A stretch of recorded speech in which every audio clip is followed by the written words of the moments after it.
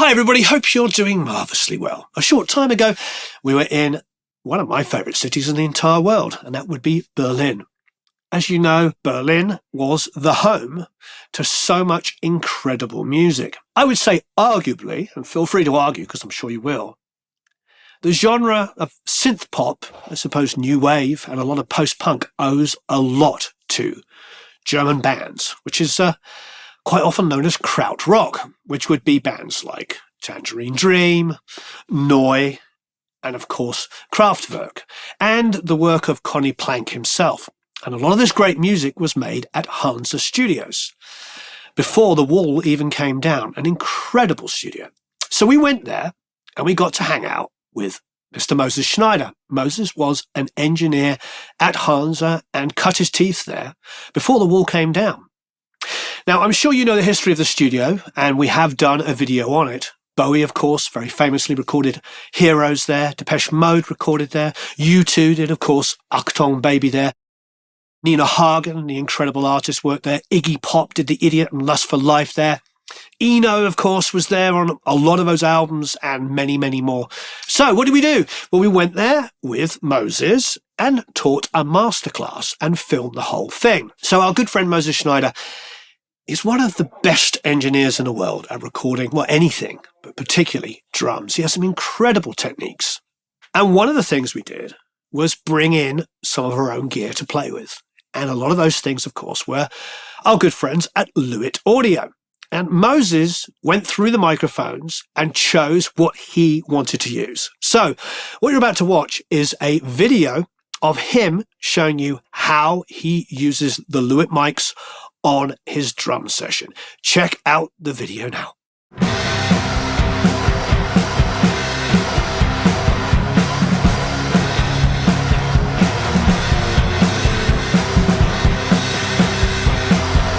We do a live recording. That means it's very important that they have eye contact.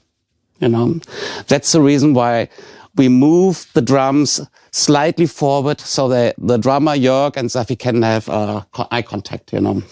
Very important. We put many microphones on the drum kit.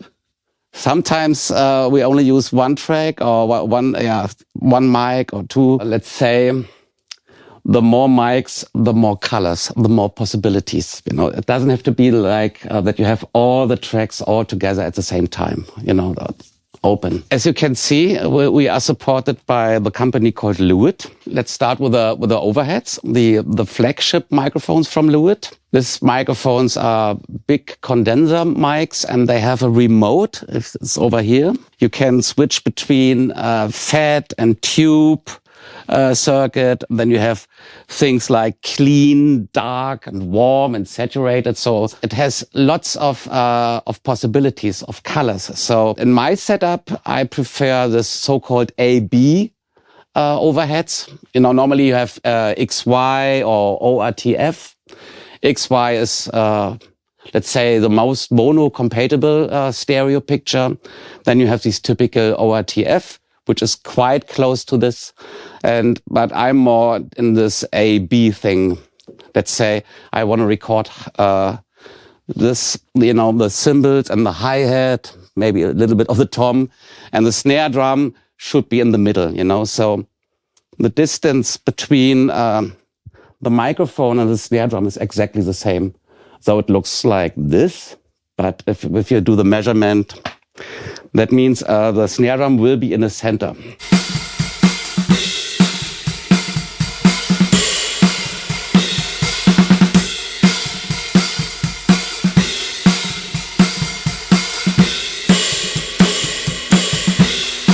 We have two microphones on the kick. The Lewit mic, the DTP640, the Rex, has two capsules, a dynamic and a condenser.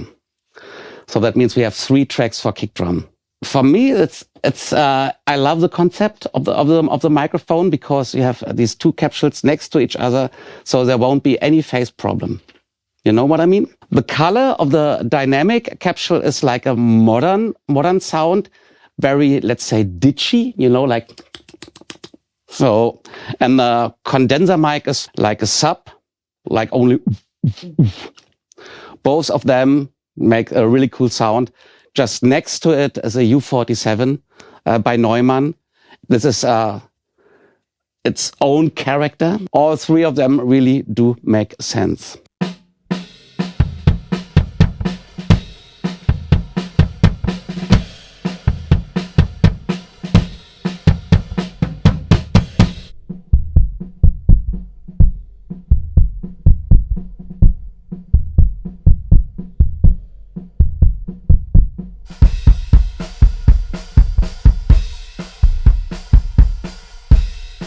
Talking about the toms, the tom is also by Lewit. It's a very narrow cardioid mic, let's say super cardioid.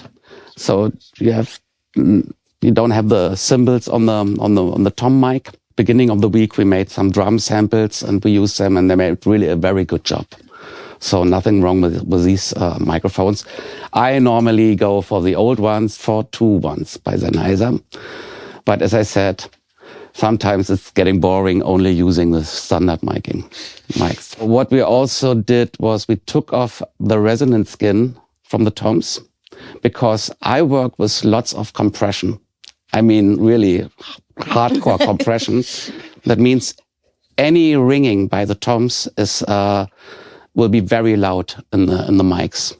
So I asked the drummer to take off the resonance skin so we have a very special tom sound. It's not the, the normal drum sound. With working with lots of compression means you got, all the colors just by the attack, not by the ringing or the decay. You know what I mean? So it's like ditch instead of. You're printing that compression then? Yes. We talked about decisions. Yes. The SSL console has, we have a gate and a compressor on every channel. So we have 56 compressors. Let's go. Exactly.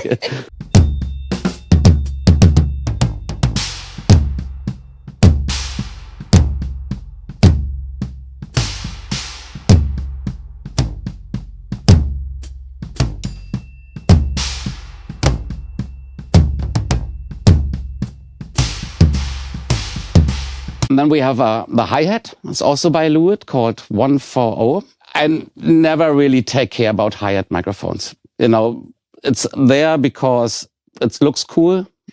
The drummer feels safe. Oh, there's a microphone, so I can play. Fair enough. Because I don't use any mics for the right cymbal. So for me, the overhead is enough. For all the high frequency cymbals, there is no need for me to have a hi-hat microphone. But we used it. Here we go. When I need more hi-hat, then I compress the snare even more, because then the hi-hat gets louder on a snare mic. The snare is panned to the center, so the hi-hat is also in the center. That's where the power comes from. That's where the groove's coming from. It always comes from the middle, from the center. So hi-hat, bass drum, snare drum. So that's the way I work with hi-hats.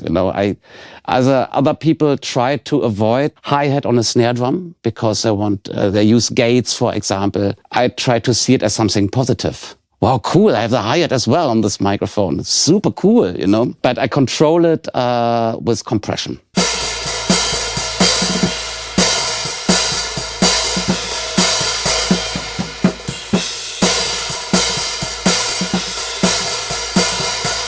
Talking about the snare drum, we have two mics there. One is by Lewit, obviously. Normally, I use my standard as the Shure SM57, but I repeat myself. It's getting boring after a while, using all these standards.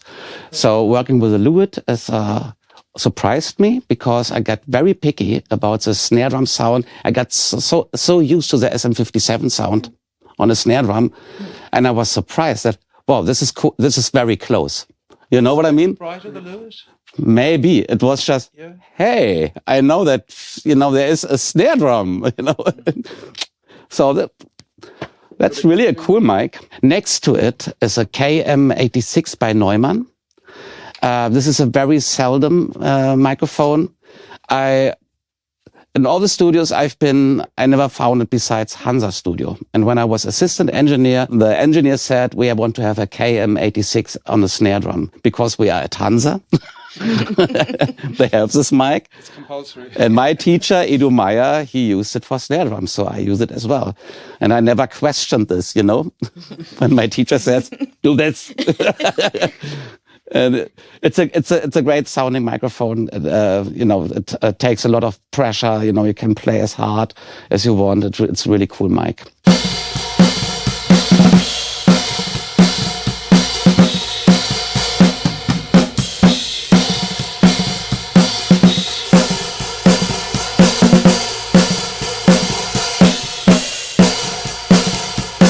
Underneath the snare, we have a snare bottom mic. This is what Nani brought. Hi-Fi Revox microphone from the late 70s, I guess. For me, I never use snare drum bottom mics because I work with other mics to get this high frequencies. You know, I worked a lot with bands playing live in a room. And I was tired of this snare drum carpet ringing because the bass player started this bass line, and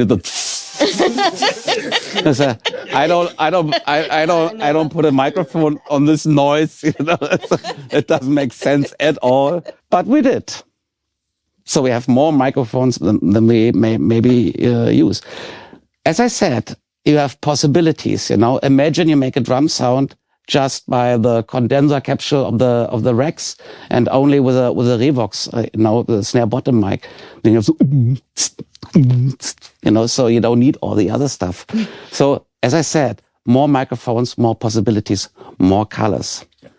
If you want to use all of them at the same time, you definitely will have problems with phase cancellation. Yeah. I mean, you always have these problems. But also use this as a color, you know, because there is no perfect phase, you know. So you listen to it. Sometimes it feels better if it's more, maybe it feels better if it's thinner, you know. But this is what we check over there. Now we come to these so-called character mics, because now we talked about all these standard micings, you know. It's each drum gets its own microphone. Even the hired. Talking about character mics is, for me, very important because I always was looking for something different and I couldn't get it out of the normal standard miking positions. Early 90s, rewind, early 90s. I saw on the television, I saw a very old recording, you know, in a television, the big band was playing, very cool drummer. And I thought, wow, this is the best drum sound I've ever heard. And it was a dynamic microphone just in the front of the drum kit. So in a position like this.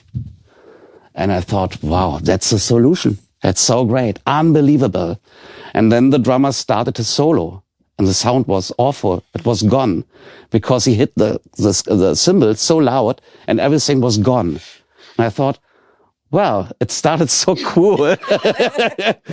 Perfect position. Okay, but whenever it comes to cymbals, it's gone. You lost it. So I thought, well, okay, so I just have to bring it closer.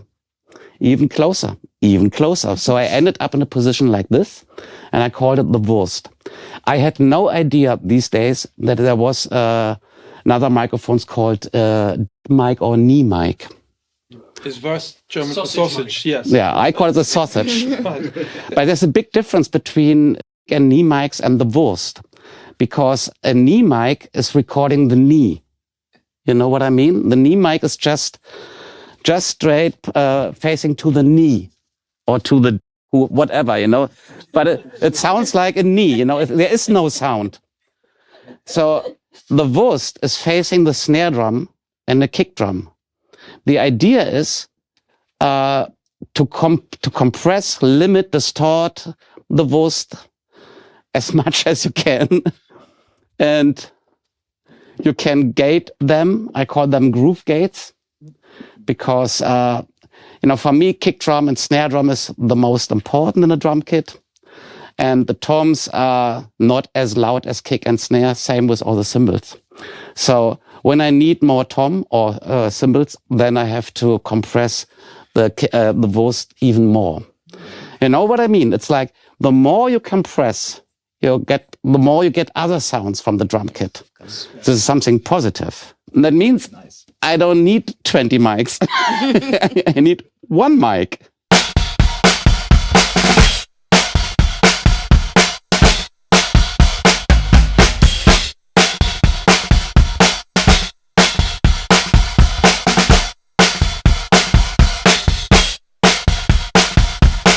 The bad thing about the Wurst is it's mono.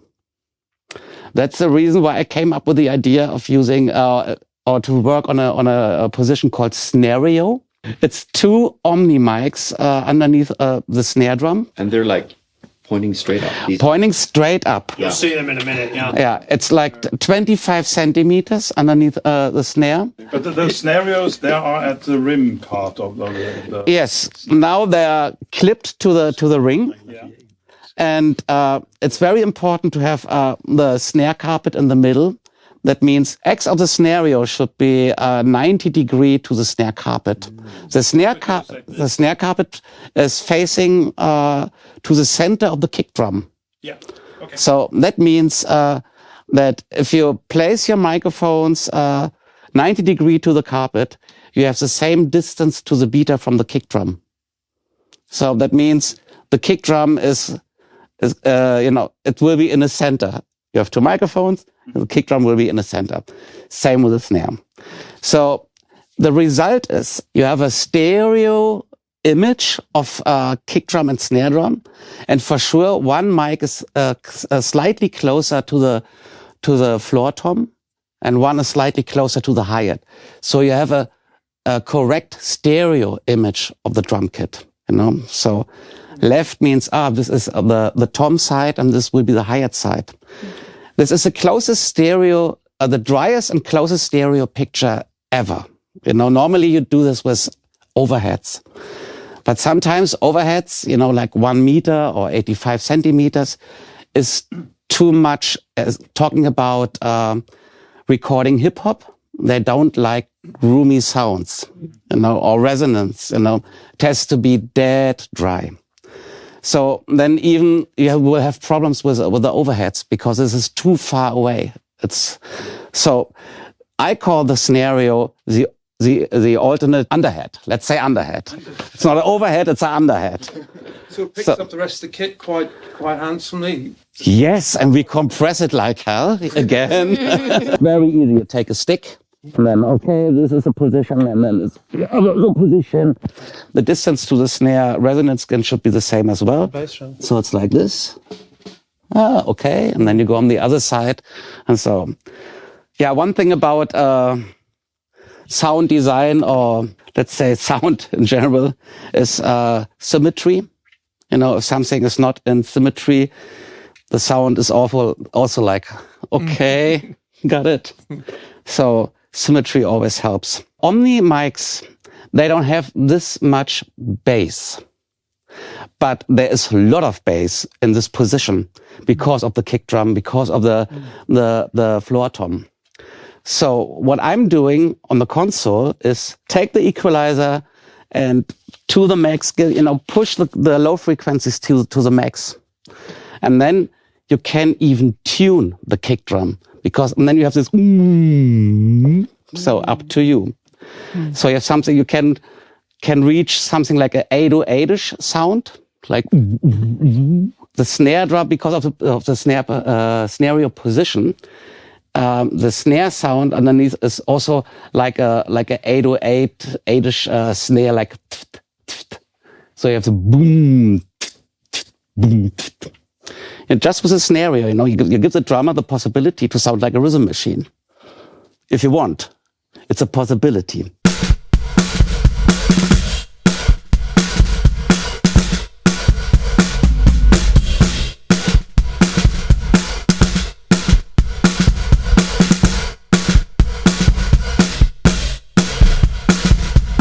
Is there a problem with getting too much from the mat? That's the reason why it should be 90 degrees to the X from the microphones. So then it's enough farther away. It's enough far away. But I mean, you can, as I said, when you push the low frequencies, like hell. I mean, maximum, you know. When you need 2 equalizers, you need 2 equalizers, you know. Sometimes one is not enough. Yeah. Then you have this balance between this, you know what I mean? So when I bypass the equalizer, then the kick drum is soft again, and the snare drum is very loud. The carpet is very loud. The metal, yes. Imagine, you know, this is a very bright stereo, you know, and then you have the Wurst as a mono distortion, whatever you want to call it, mic. So these 3 are enough to record the whole drum set, and with lots of character. And the positions of the mics, it doesn't take space for other mics or standard miking, you know. So nothing wrong with that, you know. Said sometimes you have engineers that say, no, I put a mic normally I put it here, and said, no, this is for my Wurst. Yeah, so this is really, you know, it's dry and it's very close. It's a tight sound. It's stereo. As you have all the possibilities. If you want to have the toms louder, just compress the Wurst even more. And now we come to another character mic called the Droom. The Droom means drum, dream, and room. And this is a complete opposite to stereo and Wurst. It's placed there because one day I realized the talkback mics sound really very cool. You know, you have a band playing in a room, and they have talkbacks, and it's like this, you know, like, you know, so similar high than the cymbals. And I like the fact that they were facing the musician, not the drums. So I like the idea. Well, it sounds really cool, but it was too far away. You know, the talkbacks were too far away. So I brought them tighter to the drum kit, and they ended up like this. You know, like straight in front of the drum kit, but facing the opposite. So they were originally just talkback mics, and then you... That was So I started with cheap mics in this position, because I like the sound, you know. And then we found out that the 441s by Sennheiser are super cardioid.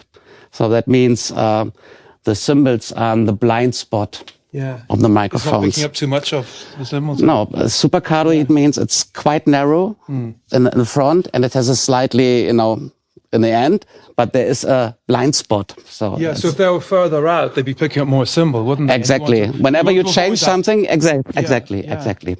And with having these cymbals in a blind spot, you can go on with your heavy compression and all that. Yeah, and I guess there's no reflection really either. There's been this close. Exactly. And the position is also that the advantage of the position is that you don't have any delay, or let's say phlegm, between the close signals and the room mic. So normally when you work with room mics very far away, you have this tight sound with all the close mics, and then you push up the fader with a room mic and say, wow, the room sounds great, it sounds great. And then after a while you bring them down, because as I always say, you can't dance to a roomy drum sound, you know. It's like everything comes twice, fra, fra, fra, brr, brr, brr. It's not really very tight, no? The effect is you get rid of the phlegm, and because of the position, you don't have the double length of the room or the size, but the room feels bigger, because it's recording the reflection from the opposite side. So the sound goes like this, to the opposite side, and then it comes back, and this is what will be recorded. So it feels a little bit bigger than the room.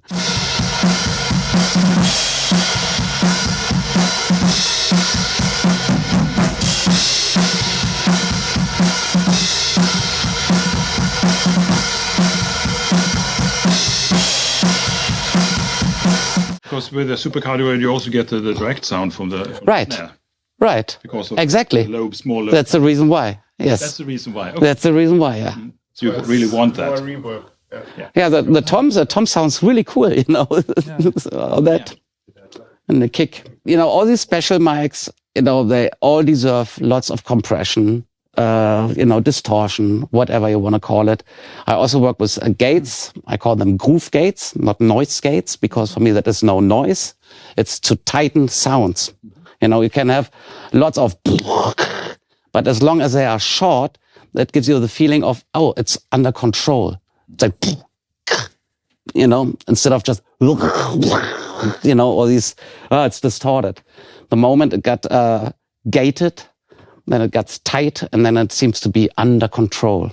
The gates are a big part of this techniques as well. You know what I mean? Do you find the SSL DBX compressors were actually the best fit for?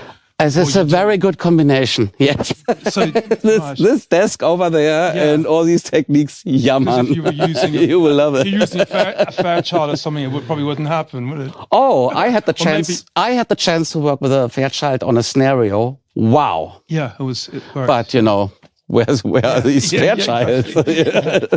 And if you have to use this one as overhead, you have put the mic at the same place or little. Yeah, maybe if I work with small condenser, maybe I'm more like for XY. Okay. So that's in the middle. Then it's like this. Okay. Yeah, basically that's when I use XY setup for drums. So it has to be strictly, let's say, as I say, mono-compatible, Then I use this one. Yeah, with overheads, I tried many things, and I ended up the last 3-4 years, I worked with ribbon mics, and they have these Bloomline, setup. This was first time it was weird when I worked with these, because you normally say the overheads define the snare drum sound a lot, But with a Bloomline, you don't have anything in the middle, so there is no snare drum on the overhead. Yeah. So it was like, okay, that's really weird. It's really weird. But then I have the Wurst. and the scenario. And now it makes sense. That's the reason why I ended up with ribbon mics and a Bloomline setup. So it really makes sense. In this session, I wanted to try something else because, as I said, working with my standards or routines, you get tired after a while, and I want to know more mics. I want to learn, and I'm still curious. Have you tried MS as Sure. overhead? Sure. Does it work, and do you like it? It depends on what you want. I love to have these when you have like a drum part where you have lots of toms. Not really cymbals, but a lot of toms, and that was really great working with MS. So it's very easy with this mic because you just turn it like 45 degrees and then you have MS, very easy. And toms in MS is much better than left and right. You know what I mean? This is more like, whoa, it's somehow stereo. Whoa. Really great. These are the periscope mics. From the video. Yeah, these are the room mics, And this is built by Matt. Matt is from Finland, and That's the tube version. That's not the tube version. I'm just kidding. It's like It's the plumber's version. Oh yeah. It's called the periscope mic. And what I really do love about these microphones is they have an inbuilt limiter, and you can't switch it off, and it goes to 11. So That's cool. this guy is really One sound, that's it. It has one sound. Right. We use it for room mics, but for tomorrow, for example, we're gonna make a great flugel sound with that. Working with this one and 2 ribbon mics together. And what's their original intention, these mics? What were they designed for? Just for that? Maybe punk rock? I have no idea. I never asked him. What was in his mind? Yeah. Maybe he wanted to build the best talkback microphone ever. Yeah. Because talkback mics are always like with limiter and. Yeah. Is it a dynamic mic or is it No, it's an Omni condenser. condenser? Okay. We will hear it.